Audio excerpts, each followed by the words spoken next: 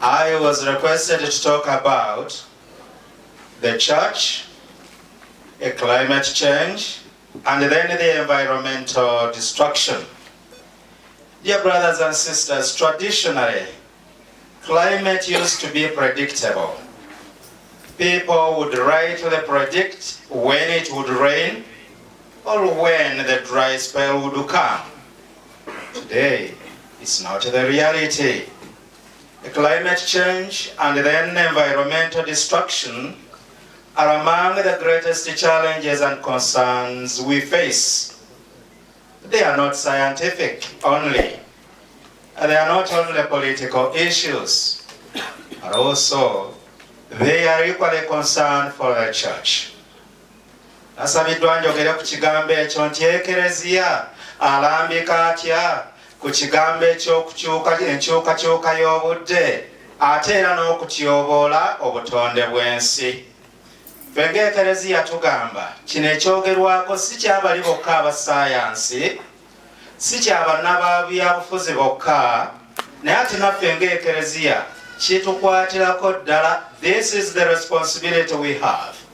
Already in Uganda, dear brothers and sisters, we already feel the effects due to climate change and then environmental destruction. Look at the floods, look at the landslides, look at the drought, look at the loss of forests and wetlands due to human activities. This is only to mention a few. Kakatiao. Kereziya bw'ayingirirawo n'agamba nti nedda erina obuvunaanyizibwa okulambika abaana baayo okulaba nga bino byonna kaakati ebitandise okutubonyaabonya tubikolako. That is where now the church comes in. And the question is, what is the role of the church in all this? The church has a role to safeguard climate change and then protect the environment against destruction. That is a noble responsibility the church has. Kakati kereziya ng'etulambika, I have used the two sources. The church guides us through scripture. Then secondly, the church guides us through the teaching of our popes.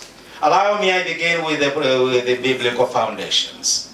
When you go to Genesis chapter 1, verse 31, here we meet God creating everything that is in the world, and it was so good. Having created everything, He entrusted creation to humanity.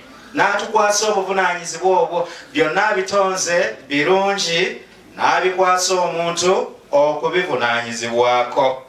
So, we are custodians in protecting the environment that was entrusted to us. Each one of us, we are custodians. Then go to Genesis chapter 2 verse 15. One of us mentioned it previously. God placing man in the Garden of Eden to till it and keep it. So which means that we are stewards. Tuli bawanika, tuli bannannyini, tuli bawanika, we are stewards. Then go to Psalm 24 verse 1. That psalm reminds us that the earth is the Lord's and everything in it. Nti ebiri mu nsi byonna bya Mukama. Awo nno tuleme kwefuula bannannyini, ffe tuli bawanika, wabula nannyini byo ye Katonda. So this means we cannot misuse or destroy what belongs to God. I think you already see how the church now is guiding us when it comes to climate change and then environmental destruction. Go to Romans chapter 8 verse 19 to 22. Creation is described as groaning. Isn't this the reality today, dear brothers and sisters? Creation is described as groaning.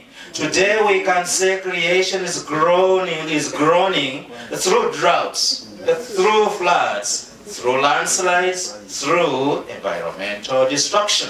So creation, dear brothers, is groaning. So I leave that part of the scripture. Let me go now to the teaching of the church. The church speaks clearly on the issues of climate change and environmental destruction. Allow me that I will quote only the popes. because below the popes we have also our bishops. Omusumba waffe wano musaza bw'ayimirira n'agamba nti tusimbe ebibira, eyo kereziya y'eba eyogera. Twegamba okwogera kw'ekereziya tekukoma eri ku paapa yekka, naye ye mutwe gwaffe, eyo gye biva. Nange omusosolooti bw'ebeerako kyenjogera nti abange mukuuma obutonde bw'ensi, abange temutunda ttaka, kereziya y'eba eyogera. What does Pope Francis say? Pope Francis is nicknamed as the climate pope. That is the nickname they gave him. Omanyi wano kyotunda kye bakuyita.